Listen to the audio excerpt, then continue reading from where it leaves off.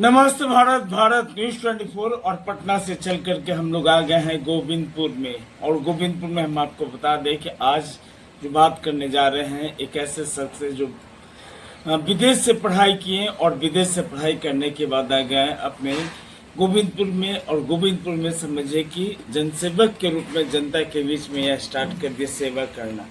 आइए उसी को लेकर के मैं आपको और भी अच्छे और विस्तार से बता दूं कि के.वी. प्रसाद जी के पूर्व शिक्षा मंत्री के बेटे हैं जिनका नाम है आनंद प्रियदेव, जो भावी प्रत्याशी के तौर पर आ रहे हैं गोविंदपुर विधानसभा से 238 नवादा को लेकर के हम बात करेंगे। सर, जनसुराज के तौर पे आपने जनसुराज पार्टी ज्वाइन किया, क्या कुछ कहेंगे और जनता के बीच में जनसुराज कैसे काम करे इसके बारे में थोड़ा बताया जाए सर। जी धन्यवाद। पहले तो भारत 24 न्यूज़ का बहुत बहुत अभिवादन है, धन्यवाद कि आप आए। देखिए, जहाँ तक मेरी बात रही, मैं 2020 का भी चुनाव लड़ा था और इस बार मैं चाहता था कि किसी पार्टी बैनर तले में चुनाव लड़ूं, क्योंकि अभी भारत की जो राजनीति है कहीं ना कहीं दो पक्षीय राजनीति हो गई है। या तो आप एनडीए के साथ हैं या महागठबंधन के साथ है। तीसरी धड़ा चलाने का प्रयास अगर आप करेंगे तो कहीं ना कहीं विफलता मिलेगी। तो बहुत सोचने समझने के बाद मुझे ऐसा लगा कि मुझे प्रशांत जी की पार्टी जनसुराज को ज्वाइन करना चाहिए। मौका मेरे पास राजद को भी ज्वाइन करने का था, जदयू को भी, बीजेपी को भी, लेकिन जो मेरी सोच थी, जो मेरी समझ है, जो हमारी शिक्षा है और हमारे पिताजी की जो सोच थी, वो प्रशांत जी की सोच से मैं मेल खाती है। 2020 में भी जब मैं चुनाव लड़ रहा था तो जब जाता था फील्ड में तो नौजवानों की बेरोजगारी की बात करता था, पलायन की बात करता था, शिक्षा की बात करता था। और इस बार जब 2025 की चुनाव की तैयारी कर रहा हूं तो देखा कि प्रशांत किशोर जी इन्हीं मुद्दों को जोरदार तरीके से उठा रहे हैं और उन्होंने अपनी पार्टी भी बनाई। तो मुझे लगा कि इनसे मेरी विचारधारा मिलती है, इस पार्टी में अगर रहकर मैं काम करूं तो जो हमारी सोच है कहीं ना कहीं उस सोच को एक सच के रास्ते पे चलकर उसको पूरा किया जा सकता है, और इसलिए मैंने जनसुराज को ज्वाइन किया।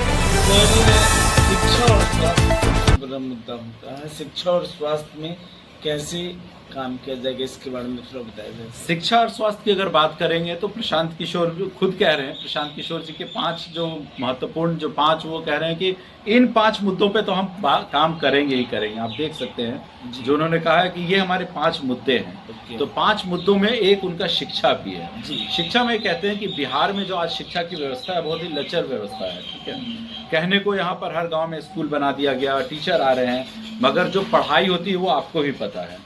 शिक्षक को इतनी उनकी अपनी इतनी शैक्षणिक योग्यता नहीं है कि वो बच्चों को पढ़ा पाएंगे।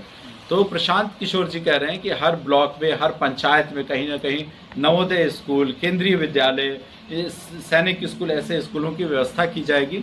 बच्चों को प्राइवेट स्कूल में भेजकर इंग्लिश मीडियम में पढ़ाया जाएगा। लेकिन जब तक ऐसे स्कूल नहीं बन जाते हैं, हम बच्चों के लिए क्या करेंगे कि उस क्षेत्र में जो भी प्राइवेट स्कूल चल रहा है, अगर गार्जियन अगर उन प्राइवेट स्कूल में बच्चों को भेजना चाहते हैं तो आप अपने बच्चों को बेहिचक जो आपके अच्छे स्कूल हैं वहाँ पे भेजें, पढ़ाई कराएं बच्चों को, और उसकी जो फीस होगी वो प्रशांत किशोर जी देंगे। तो उनकी फीस की देखरेख प्रशांत किशोर हमारी पार्टी की तरफ से दी जाएगी। तो ये तो एक मुद्दा है कि हम शिक्षा पे बच्चों के लिए काम करेंगे। लेकिन प्रशांत किशोर जी के कहने से पहले ही हमारे पिताजी ने एक नारा दिया था कि जो पढ़ेगा वही बढ़ेगा। और आज अगर हमारे पिताजी को बिहार के उच्च शिक्षा मंत्री पद हासिल हुआ, बनने का गौरव मिला, वो इसलिए संभव हुआ कि वो पटना यूनिवर्सिटी से उन्होंने पढ़ाई की। जब उन्होंने 10th में फर्स्ट डिवीज़न से पास किया था उन्होंने, तो उस साल पूरे नवादा जिला में केवल 2 लोग थे जिन्होंने फर्स्ट क्लास मैट्रिक डिवीज़न पास किया था। हमारे दादाजी किसान थे, खेती करते थे, मगर शिक्षा की महत्ता को हमने समझा। इस वजह से पिताजी ने पढ़ाई की, मैंने पढ़ाई की, और तब आज आप लोगों के बीच आकर 2 शब्द मैं रख रहा हूँ। तो शिक्षा का मुझे एहसास है, जो नेल्सन मंडेला भी कहते हैं, that education is the biggest weapon that can change our lives. अर्थात शिक्षा में इतनी ताकत होती है जो हमारी ज़िंदगी को बदल सकती है। तो हमारा प्रमुख मुद्दा होगा कि हम शिक्षा पे काम करेंगे, बच्चों की पढ़ाई पे काम करेंगे, और यहाँ पे 1-2 नए कॉलेजेस खोलेंगे। इसके अलावा जैसा कि मैंने बताया कि मेरी पढ़ाई लिखाई बाहर से हुई, विश्व की जो 10 सर्वोत्तम यूनिवर्सिटीज़ है वहाँ से मैंने पढ़ाई की। तो वहाँ मैंने देखा किस तरीके से पढ़ाई होती थी, कैसी लाइब्रेरी होती थी। तो हमारा ये सपना है कि गोविंदपुर में 3 ब्लॉक है गोविंदपुर, रोह और कौवाकोल, इन तीनों ब्लॉक में विश्व स्तरीय एक लाइब्रेरी बनाई जाएगी जहां बच्चों को पढ़ने के लिए, बैठने के लिए, वाईफाई से लेकर सोने, खाने, हर तरह की सुविधा होगी।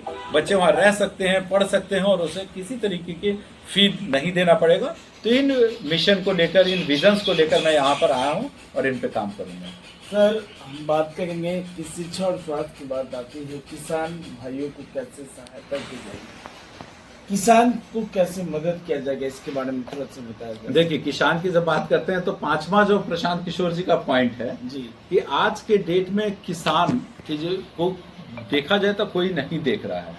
मोदी जी उनको 6,000 रुपये देते हैं साल का, लेकिन क्या आपको लगता है कि 6,000 रुपये में खेती हो जाती है? नहीं होती है।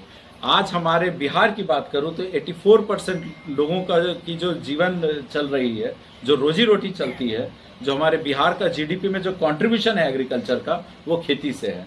84% लोगों की जिंदगी खेती पर है, मगर यहाँ किसानों के लिए आधारभूत जो उनकी समस्याएं उन्हें देखने वाला कोई नहीं है।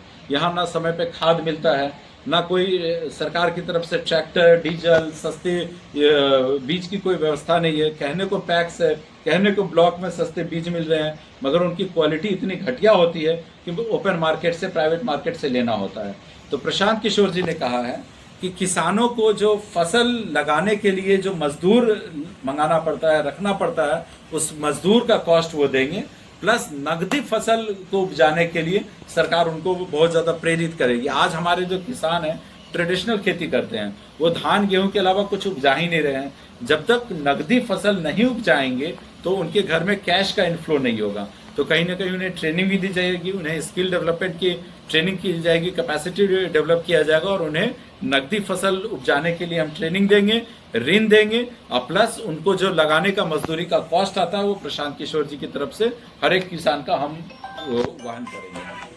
सर, आखिरी सा सवाल हम बात करेंगे कि गोविंदपुर की जनता से क्या अपील करना चाहेंगे। सर, देखिए, गोविंदपुर की जनता से हम अपील नहीं, उनसे हम हाथ जोड़ के प्रार्थना करना चाहूँगा, क्योंकि ये हमारा घर है, ये हमारी कर्म भूमि है भी है, ये हमारी जन्मभूमि भी है। मैं यहीं पैदा हुआ, यही नवादा के सरकारी हॉस्पिटल में पैदा हुआ और पिछले 30 से 40 सालों से मैं देखता आ रहा हूँ कि गोविंदपुर में कुछ बदलाव नहीं आया। 70 साल से हमारी जनता ठगी जा रही है। यहाँ से इतने विधायक हुए, मगर आज तक गोविंदपुर में किसी ने काम करने का कोई प्रयास ही नहीं किया। मात्र 5 साल का एक दौर रहा 95 से 2000 के बीच, जब हमारे पिताजी विधायक बने, तो लोग कहते हैं कि आज भी लोग कहते हैं कि ऐसा कोई गांव नहीं जहां प्रोफेसर केवी का काम नहीं। और उन्होंने नवादा के धरती पे एक इतिहास रख दिया। नवादा के का इतिहास जब लिखा जाएगा तो उनका इतिहास स्वर्ण अक्षरों में लिखा गया कि ऐसा कोई नेता हो सकता है जो बगैर कमीशन खोरी काम कर सकता है। हमारे पिताजी ने कहते हैं कि बाहर बैठकर ज्ञान देना और बाहर बैठकर भाषण देना बहुत आसान होता है, मगर जब आप काजल की कोठरी में बैठकर और वहां से अगर बगैर दाग लगे हुए आपके चरित्र पर, आपके कपड़े पर बाहर आ जाएं, तब आप कह सकते हैं कि हाँ, मैं उस जगह पे रहा हूँ, काम किया, मंत्री रहा, लेकिन मेरे दामन पे एक भी आज दाग नहीं। और हमारे पिताजी के दामन पर 1 रुपए का दाग नहीं, एक मच्छर मारने का केस नहीं चल रहा है।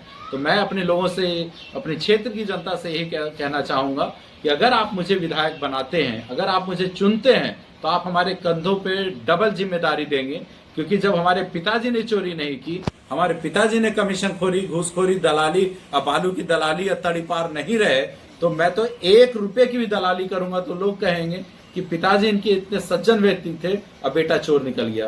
तो हमारे कंधे पे ये जिम्मेदारी है कि सही तरीके से लोगों का विकास किया जाए, कॉलोनी में कोई घुसखोरी नहीं हो। 30 से जो 50,000 हर नेता, ये जितने मुखिया और जितने जनप्रतिनिधि हैं, 30 से 40,000 रुपये कमीशन खोरी करते हैं। 5 किलो जो अनाज मिल रहा है उसमें 4 किलो अनाज मिल रहा है, 1 किलो अनाज कहाँ जा रहा है, ये जांच का विषय है।